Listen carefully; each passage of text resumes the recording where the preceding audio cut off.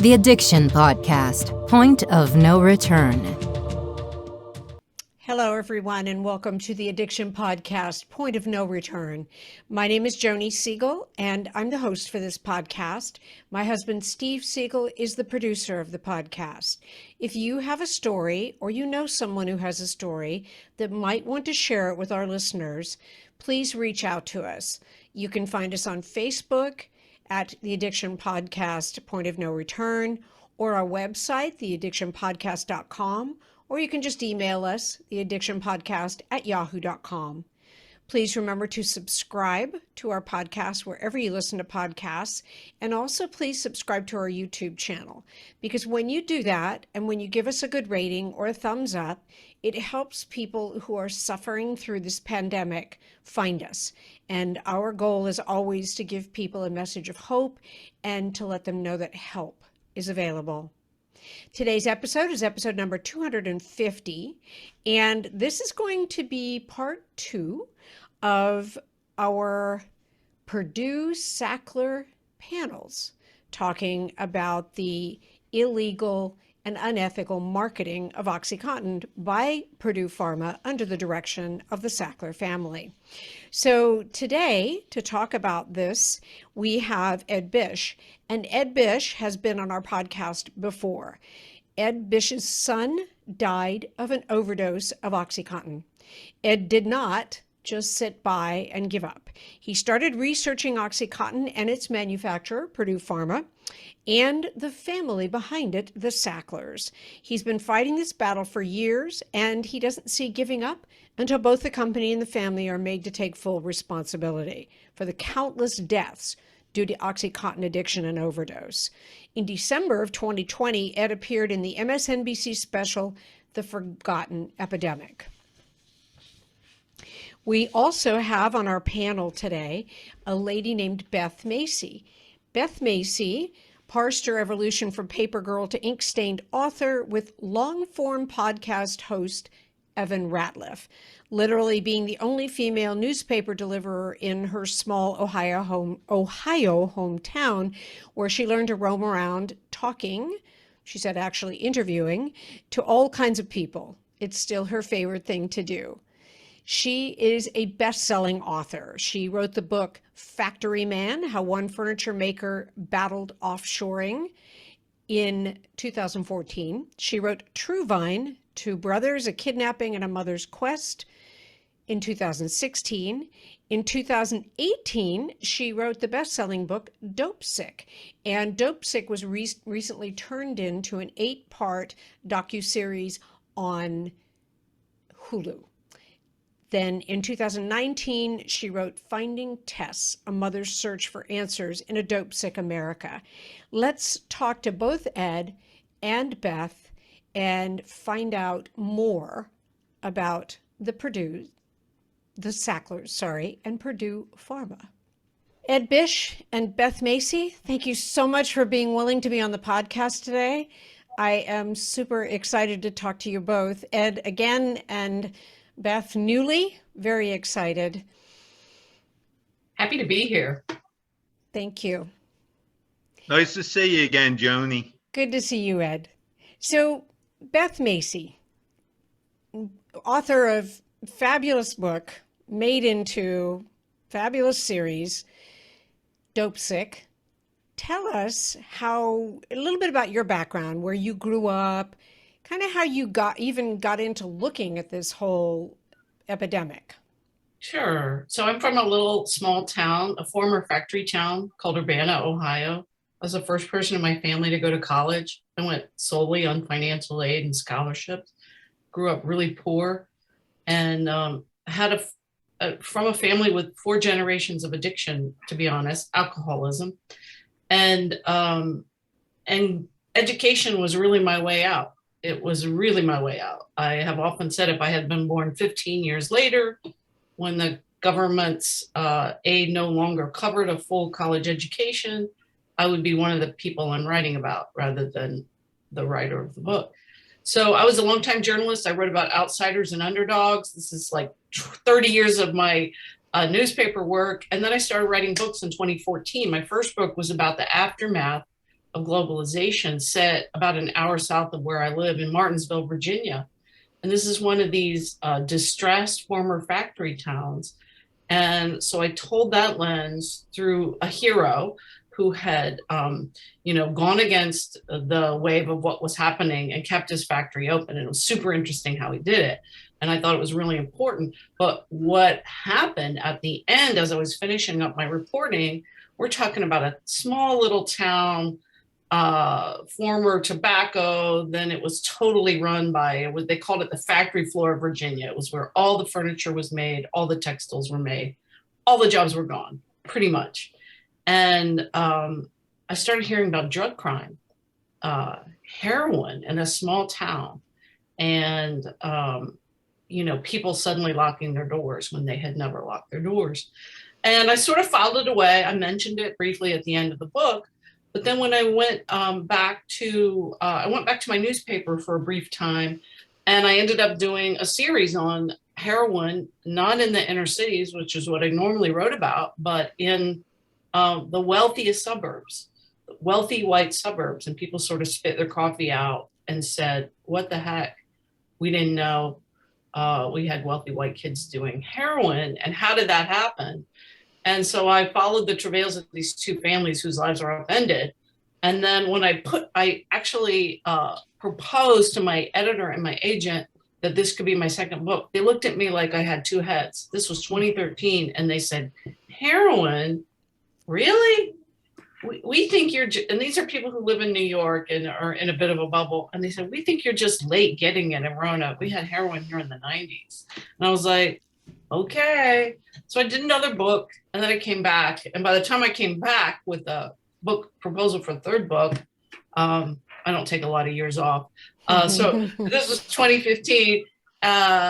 We knew that our life expectancy was going down for the first time in America since World War I.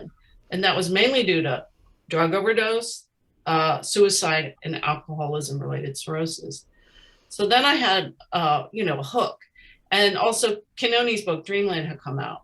And so we knew how that piece of it worked, which was largely, bigger cities. And I wanted to tell the story of Appalachia and how it had first gotten started with OxyContin, because most people still didn't know that OxyContin and heroin were basically chemical cousins. And that was the initial frame for Dopesick.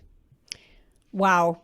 You bring up a point that we've made over and over again on this podcast, and that is that addiction is not just the dirty homeless guy under the bridge. It is the wealthy kids in the wealthy neighborhoods who raid the medicine cabinets and then end up going on heroin because it is a cheaper alternative to pills. Totally. Yeah. And I can understand how when you first wanted to write about this, people are like, heroin, who cares about those people? Do you know what I mean? Until you find out that it's not those people, it's anybody. It was literally around them too. They just didn't know it because it wasn't getting any press, That's right. Like think about Queens and the Bronx. I mean, they weren't getting the attention in the same way that the small towns weren't getting the attention too. Right. But if I had bothered to go to these small towns more, I would have seen it as well. More. Yep.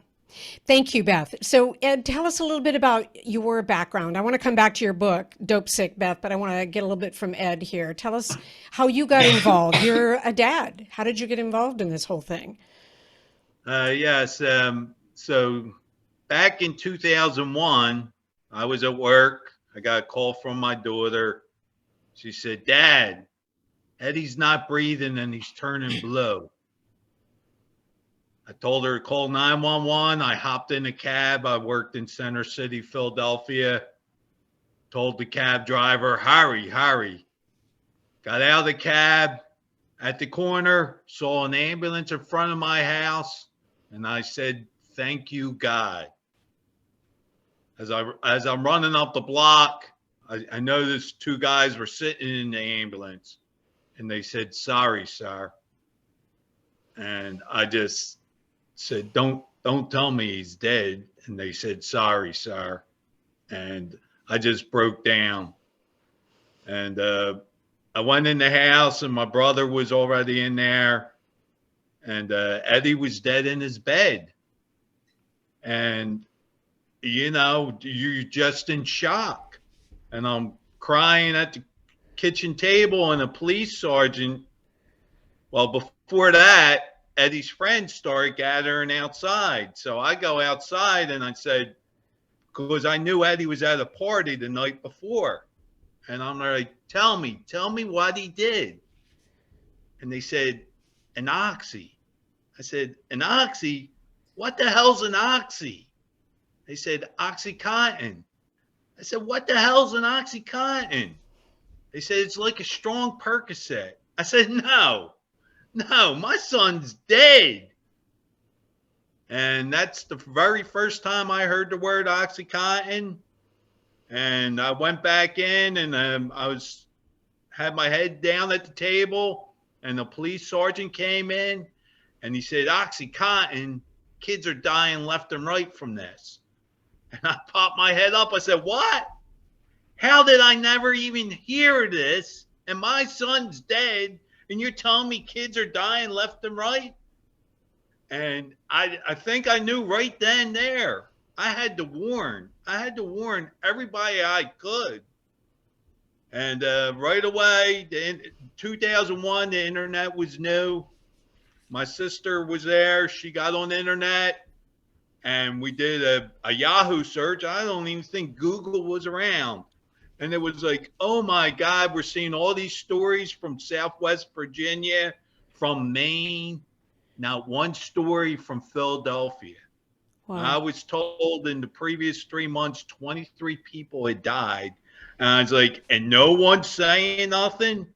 So we started that night, we started faxing high schools. And I was in the Philadelphia Daily News the next day. And we actually held a press conference, and there was 5 TV stations in Philadelphia, news state, that ran news, and they were all there. And that was 2001. And ever since, I've been warning. I started out just warning kids not to mess with this deadly new drug. But as I learned more and more, and I learned that the company was lying, saying it's less than 1% of patients get addicted. And I started a message board, which turned into a website. And I started hearing from parents all over the country. And they were telling me or asking me, what can we do? What can we do? So in 2003, we held the second protest against Purdue Pharma in one of their lavish seminars in Orlando, Florida. And they said, well, we got to have a name. What should we call ourselves? And we came up with RAPP, R-A-P-P, Relatives Against Purdue Pharma. And I have pictures from the 2003, and never did I imagine that 20 years later, I'd still be doing this. Well, first of all, thank you for everything you've done, Ed. And you were actually at the forefront of this whole thing, because if I remember correctly, the OxyContin really hit and expanded with this lie about the less than 1% in around 1999. Is that correct? Right. Well, it was 2001 now, right after my son died, probably right after. My son died in February. So the FDA changed the label, but they gave Purdue Pharma a gift with the wording. Yeah. So instead of stopping kids from dying, it actually opened the floodgates. And it was, there's 9 books written about this. You guys talked about it. I talked about it. Dr. Curtis Wright and the FDA was in cahoots with Purdue Pharma. Curtis Wright pretty much let Purdue Pharma write their own wording. They approved OxyContin with no test, with wording, it is believed to be less addictive. Believed. What kind of scientist uses the word believed? So criminal. Absolutely criminal. It definitely was criminal. Yep. Beth, when did you become involved, like in in your book, Dopesick is phenomenal. I haven't read the book, but I did watch the series. Phenomenal story. When did you become involved specifically with OxyContin and that whole part of it? Well, I set out to tell a story of heroin, and in order to tell that story, I had to go back to where the kids had gotten addicted. And that summer of 2012, when I followed those two families around that I was telling you about earlier, the one young man had died of overdose, and the other was about to go to prison for 5 years, federal prison for 5 years. They had been using together for his role in selling him the heroin that killed him. But they were both using. And the judge let him go to drug court as he got ready before he went to prison that year. And he saw it as, he said, he's got karma to give back. And so we drove all over town. He couldn't drive, and I would take him to his karate classes, and he would show me places where he had done drugs. He would tell me about OxyContin. He showed me a pharmacy van that he had helped rob once. He told me the word Dopesick. And he just reminded me of that recently. He came to the premiere here locally that we had at our movie theater. He's been out of prison for several years now. And he said, dude, I told you that word Dopesick. Give me credit. I was like, Spencer, you're right. I didn't know Dopesick. And what he said was, and this is why we called the book, we wanted it to be in your face, because this is a story that should be in everyone's face, because nobody is immune. But I remember him describing, he said, it's all about not being sick. And because once you get hooked, you'll have to have that, opioid, or you're going to get just the worst sick you've ever felt. He said it was like the worst flu times 100, which, like, every person I've interviewed since then has almost said that to a word. But he said, if you know you're not going to see your dope man until Thursday and it's Monday, you parse it out, even though you be a little bit dope sick. If you just have a little bit, you don't ever want to run out. And I remember just the desperation on his face when he was telling me that. And so I did that series. And then when I went back to do the book and figured out that, I remembered Spencer saying to me that, he started out with pills. I went back to say, well, I took a reporter here who had covered the 2007 Purdue sentencing. I took here at the Roanoke Times, I took him out for coffee just down the street here. And I said, tell me about it. Like, what do you remember? And he remembered, things that are directly in the show. I went back and re-reported it. I went back, I found Ed. I called Ed. He hadn't been doing his activism for a while. And he sort of brought me up to speed. He introduced me to Barbara, who was Barbara Van Royen, who was the first person to submit this FDA petition to have Purdue taken off the market until it could be reformulated to be abuse resistant. I found Dr. Van Zee, who was the first physician in America to call Purdue on the phone and say, look, I know it says is believed to reduce abuse and is less than 1% addictive here on the label, but I've got kids I helped be born, kids I immunized, overdosing in the high school library of this stuff. You really need to take it off the market. So I went back to tell the story of how it got started in these small little towns, which Purdue targeted because there were people with genuine workplace injuries there, and doctors that were already comfortable prescribing competing opioids like Lortab and Percocet. And they sent the reps in toting gifts with the message that OxyContin was safer because of this time release mechanism. Which we know now it wasn't. The mechanism was super easy to get around. And I said, the story I want to tell, the first part will be, how do we get here? So that's the story of it landing in these small towns. Then what happened next, which the second half of my book is the story of it hitting the suburbs and every damn community in America. And then kind of what's going on now with regard to the war on drugs. And so that's how I broke down the story. But I really wanted to say, how are people doing now, right? So, you went back to the first places where it broke out. And if you've never driven through one of these small, distressed former factory towns, I mean, it's like the third world. And these communities will be generations coming back from it. And I really wanted America to see that, because I think it's influencing our politics. I think it's influencing our deaths of despair. I mean, we know it is. We have documentation that it is. And so my new book now, which comes out in August, is called Raising Lazarus, Hope, Justice, and the Future of America's Overdose Crisis. And it's a sequel to Dopesick. Got it. Just in case our listeners are not familiar with Dopesick, best-selling book by Beth Macy who we're talking to today, also turned into an 8-part series on Hulu. If you have not seen it, if you've not either seen it or read the book or both, and you're an American, you need to do that, because until you do that, you don't have a clue.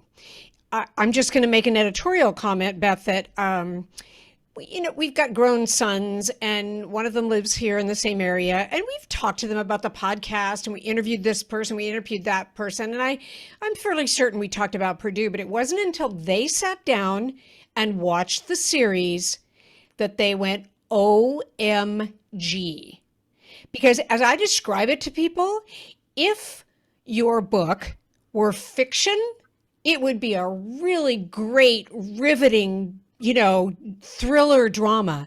The fact that it's true is absolutely horrifying. It is absolutely horrifying, and it is completely true. Well, it's completely true. I'm preaching to the choir, but that's what I say to people, because I say, have you seen Dopesick? No, haven't seen it. Okay, this is why you need to see it. Anyway. What I think it does is it takes this very slow simmering story that's been happening for 25 years now. And as we know, and Ed and I will talk about this, how they've maneuvered around justice at every single angle. And it makes it palatable in an entertaining, riveting, a kind of legal crime thriller way. But mostly it makes it understandable. It does. And it puts the blame on who deserves the blame. Richard Sackler famously said,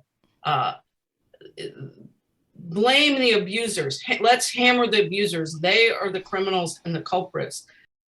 You are listening to the Addiction Podcast, Point of No Return. For more information on the podcast, or to reach out if you have a story you would like to share with us, go to our Facebook page by the same name, or you can email us at theaddictionpodcast@yahoo.com, or go to our website, theaddictionpodcast.com, or call us at 727-314-7080. And please remember to subscribe to our podcast wherever you listen to podcasts, and give us a 5-star review. Sometimes the hardest thing about getting someone into recovery is getting them to agree to treatment. Bobby Newman, a certified drug counselor with 30 years experience and an over 85% success rate as an interventionist, has created a series of 12 videos that you can use right now to learn every step to get your loved one to agree to treatment. Call 1-833-918-0008 today and say the word podcast to get a 10% discount. Or go to newmaninterventions.com and type in the word podcast for a 10% discount. This service comes with a free 1-hour consultation with Bobby. And when we as a society keep incarcerating people rather than giving them treatment for their medical condition, we are blaming them. We shouldn't be blaming them and following Richard Sackler's advice. And that's the real turn we need to make. And that's why my new book is about hope, because we know what works, and justice, because they shouldn't be able to maneuver around justice for a third time. Absolutely not. I think that one of the beauties of the series is that, you two are on the front lines, and you, for your own specific reasons, are able to confront the evil that is the Sacklers. A lot of people can't do that. So when you put it in a series like that, it may become a little bit easier for those people to confront it, and they have to confront it. It's not fiction. It's a true story. And the bottom line is that family is evil. Let's just call a spade a spade. They're evil. And there was no, they just wanted to make money. That's the whole reason for them. And yeah, and I think that books such as Dopesick and other books that have been written, the Dopesick series, they just keep shedding the light on the Sacklers. And I think, previous to the internet, Ed, you were talking about how the internet was just kind of getting started. They could have hidden from this. They can't hide from it now. They can't do that. And while they have tons of money to hire lawyers and win in this court or that court, where they will never win is in the court of public opinion. And that is coming more and more obvious as it moves forward. Right. I like to chime in about Dopesick myself. So first off, it's great that you're telling everybody to watch it. Also tell them you can sign up for 30 days free, because a lot of people I don't have Hulu. 30 days free. Okay. You can binge it and boom, it's done. Yep. And I knew this was coming out and I knew it was going to be good.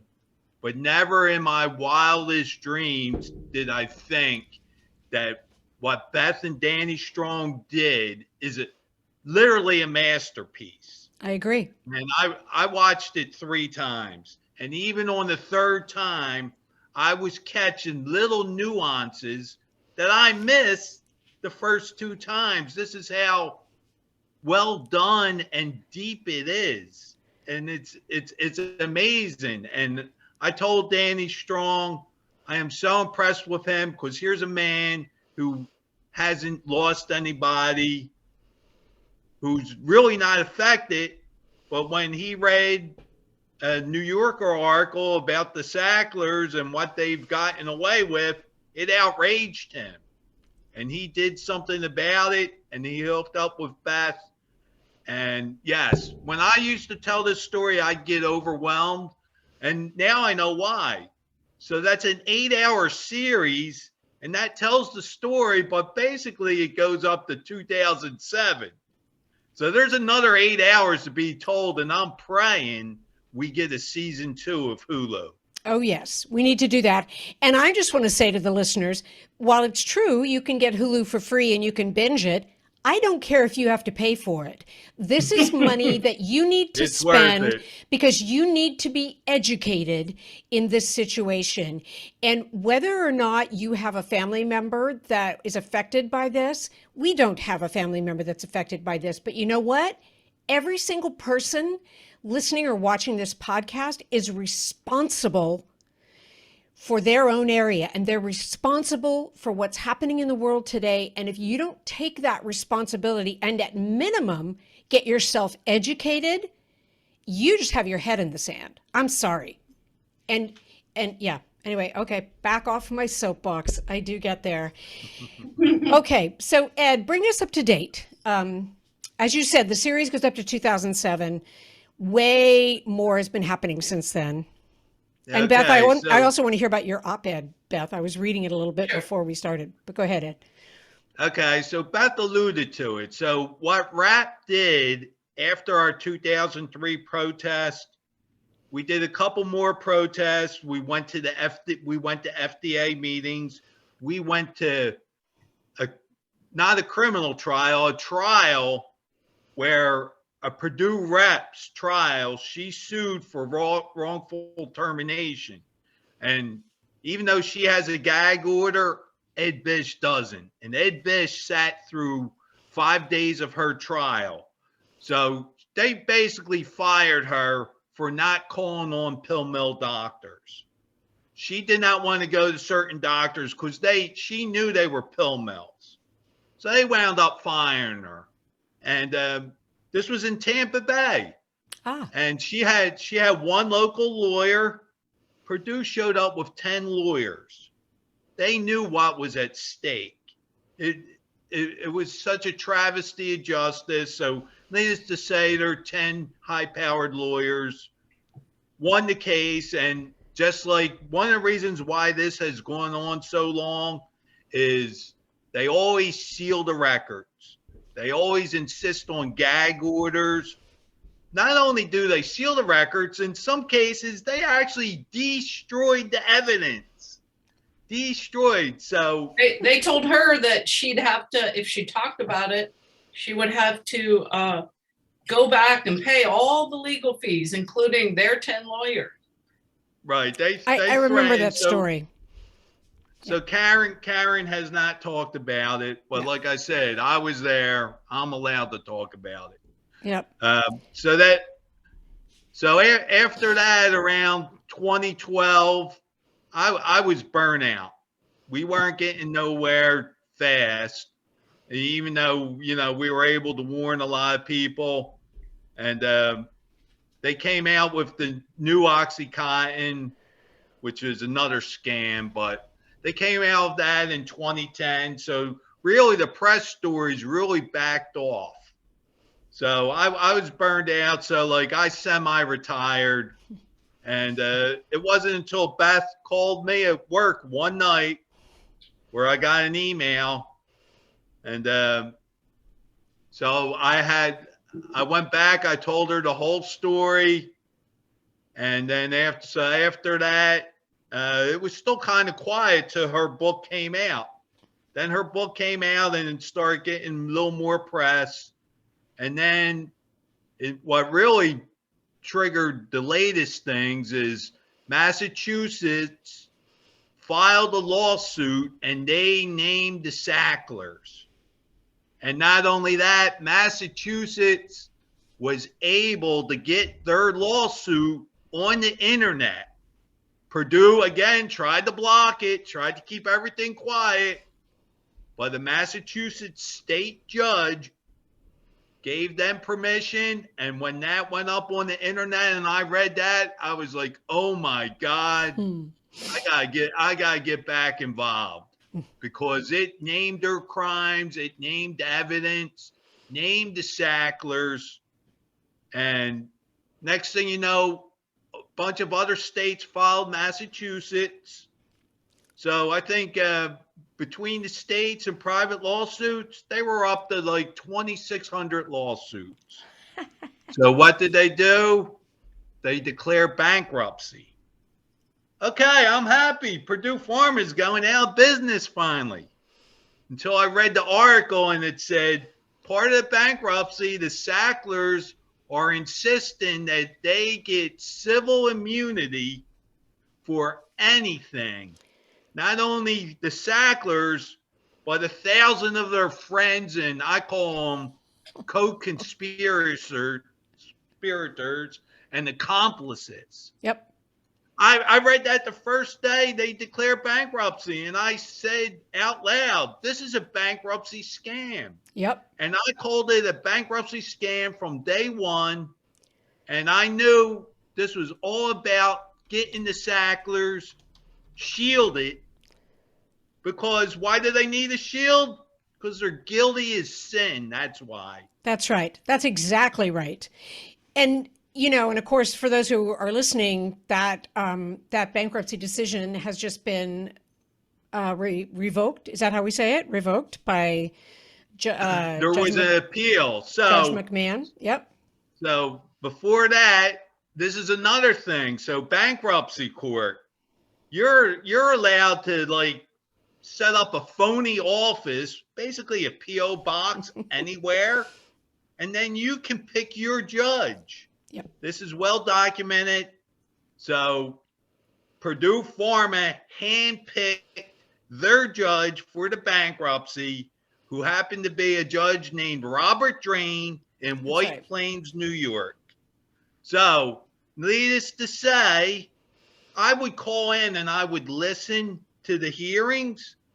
And if you didn't know who was talking, you would swear the judge was a Purdue lawyer. And that's how it went. Every major decision went the way of Purdue Pharma.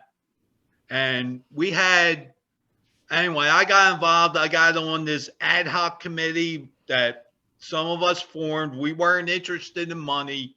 We were trying to prevent the Sacklers from getting immunity, and we wanted the truth to get out. And there was 5 of us, and we call it the ad hoc committee on accountability. And we got a pro bono lawyer, Mike Quinn, and every time he would argue a good point, Didn't matter if he had the law on his side. Half the time, this judge, Robert Drain, who has since announced that he's retiring, would ridicule him, literally, publicly ridicule him. That you're not supposed to do that, okay? Well, guess what? Mike's argument, when it was appealed by several states, a lot of stuff that Mike Quinn said in court, the appeals court agreed with. And the biggest thing was these third-party releases are illegal and unconstitutional. And this is what the appeals court said.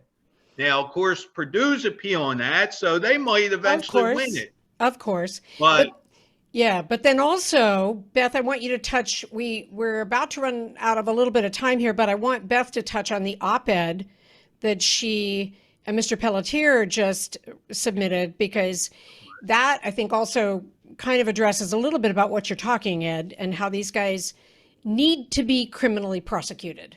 Right. So about a month or two ago, Ed came down to Virginia for the premiere of Dopesick in Richmond, where most of the show was shot. And Mr. Pelletier came to a dinner we had beforehand, as did one of the federal prosecutors named Rick Mountcastle. He's the one portrayed by Peter Sarsgaard. Both of these guys worked on the 2007 sentencing hearing and the investigation that led to it. And they were both still outraged that Purdue, with the bankruptcy, this is before the appeal, seemed to be getting away with their crimes for a third time. And Ed said during this dinner we were having before the premiere, what can we do about it? And Pelletier said, it should be in the Department of Justice's bailiwick. We pay taxes, that we expect them to enforce the law. So Ed hatched this idea of having a protest in front of the Department of Justice. It was on December 3rd. We had 3 former prosecutors spoke. That's pretty unusual. In front of the Department of Justice. 2 of them had worked for the Department of Justice, one indirectly through the Virginia case, and Paul worked in the fraud division at the Department of Justice, and knew all the details of how they had broken the laws that led to the 2007 sentencing hearing. That's where the Sacklers threw their 3 lieutenants under the bus. And then recidivistly, because in 2020, Purdue filed or admitted continuing to break the law and committing acts of fraud and anti-kickback violations. So everybody spoke. We had about 200 folks there, parents, people flew in from as far away as Hawaii. And so I decided to write an op-ed. Paul joined me, and really to hammer home the point that he had made at that dinner back in November, that the DOJ needs to do its job. And that's a Paul line, because he just feels strongly that if they shouldn't chicken out again, they should do their job. And part of the reason they got hamstrung is, as our other lawyer friend, Charlotte Bismuth, says, like, we're playing checkers and Purdue's lawyers are playing 3D chess, right? Mm-hmm. So they, with the venue shopping, with, they've made millions of dollars, hundreds of millions of dollars in legal fees, and their consultants, intimidating journalists, just all manner of trying to maneuver their way to get the outcome that they want in this bankruptcy. And so Paul and I wrote the op-ed, basically, to me, what was news in the op-ed is I went back and I counted all the overdose deaths since OxyContin came out. And this had never been reported. So if you go back, you'll see 841,000 overdose deaths since 1999. But Oxy came out in 1996. And if you go back to 1996, it's actually over 1 million overdose deaths. And I said, I put that high up in the piece. I'm not saying Purdue Pharma is responsible for every single one of those overdose deaths. Plenty of people died from heroin, fentanyl, and from other drugs. But they are responsible for the narrative that opioids are safe, which for 100 years we knew that opioids should only be used in severe pain, in short periods of time, cancer, end of life. And they contributed mightily to that. Mm-hmm. So that's why we wrote that piece. I think the op-ed, I started reading it right before we recorded today, and I'm definitely going to link to the op-ed. I'm also going to repeat to people that they need to write to the Department of Justice and demand that they do their JOB, and they can refer to this op-ed. I will make that link available for everybody who listens to be able to use it and to demand that the DOJ get onto this and stop ignoring some of the biggest criminals that have existed in our country, in my opinion. I cannot thank both of you enough, not only for being on the podcast today, but also for being willing to fight this fight. It's not pretty. And you are confronting, as I said, you are confronting evil and you are bringing it to task. And thank you so much. Beth, your books are all available on Amazon, and I'll... all the places where books are sold, bookshop.org. Yeah. Exactly. And the series is on Hulu. I don't care if you have to pay for it, as I said, but if you don't want to pay for it, you can get a month free, like Ed says, and you can binge it. You need to watch it. It's part of your responsibility as a human being to watch it. Not dissimilar to knowing what there is to know about the Holocaust in Germany in World War II. There you go. They need to watch Dopesick, but on demand, on cable, on demand. Me and Beth were on a great documentary called The Forgotten Epidemic. Mm-hmm. Dr. Art Van Z's on it. And it's a really good show, but it's not on the internet. You have to go on demand, but it's on there. MSNBC. Yep. And I will link up to that one too. Right. Yep. And then if anybody's more interested in this Purdue bankruptcy scam, insider Ryan Hampton wrote a book, Unsettled. It just came out last month. And he was an insider. I'm in that book. And if you read that book, you'll see what kind of a scam it is. Exactly. Thank you both so much. I appreciate you both so much. Thank you. Thank you for listening and or watching today. I'm going to repeat what I said earlier in the podcast. If you have not seen the series Dopesick and you are not fully informed on the lies and fraud and crimes of Purdue Pharma and the Sackler family, then you need to watch this series. As an American or as anybody, as a human, you need to see this series. You need to understand it. There is evil there. It has affected all of us in one way or another, and it cannot go unpunished. It cannot. If you or someone you know needs treatment, please reach out. There are many resources to help you, and we will be back again with another interview. We're also going to do more on this whole Purdue Pharma Sackler thing. Take care. We'll be back next week.